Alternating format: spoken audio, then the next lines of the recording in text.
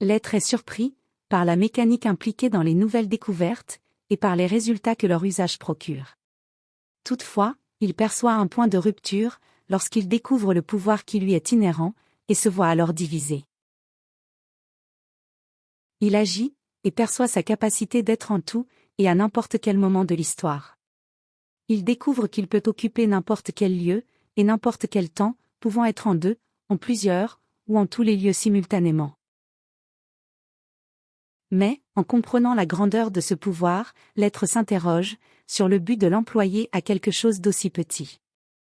Et c'est précisément cette perception qui lui confère une conscience unique.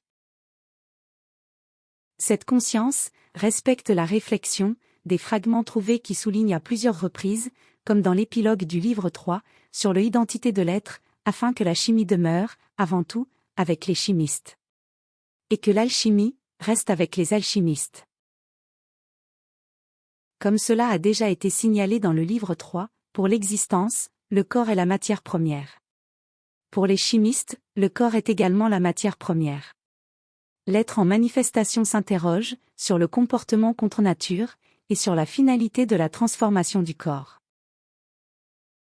Celui qui se consacre à la transformation contre nature du corps est un souffleur et non un adepte, puisque le corps est le creuset de l'alchimiste, utilisé dans le travail sur la matière première.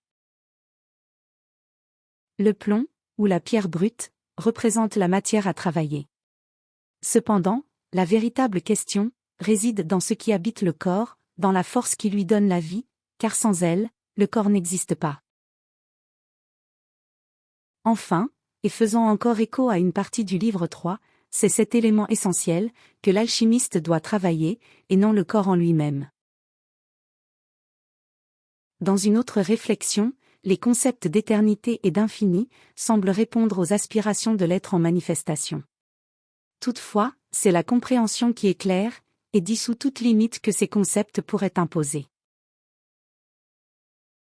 La compréhension défait les concepts, et même ce qui paraît vaste ou définitif, ne trouve sa place qu'à l'intérieur des limites nécessaires à la survie temporaire de l'être, c'est-à-dire dans les propres limites qui le soutiennent. Le processus naturel de la transformation arrive à son terme lorsque le tout se dissout en lui-même et que le néant se concrétise au-delà de lui. Le travail cesse avec l'émergence de l'être au-delà du néant. L'être comprend son existence, non pas à partir du néant, mais avant, ou au-delà de celui-ci. Même l'être, ou l'acte d'exister, n'explique pas pleinement l'être, lorsqu'on les compare. Le travail de la transformation est le fruit de la conviction d'un être libre de toute soumission ou acceptation. L'empathie de l'adepte surgit naturellement et représente l'amour unique qui émane de lui. Se dissoudre est le résultat du travail naturel qui intègre tout et tous, ramenant le tout au centre et en même temps l'éliminant. Lorsque le tout est éliminé, le centre se défait, ne demeurant que ce qui persiste dans le toujours.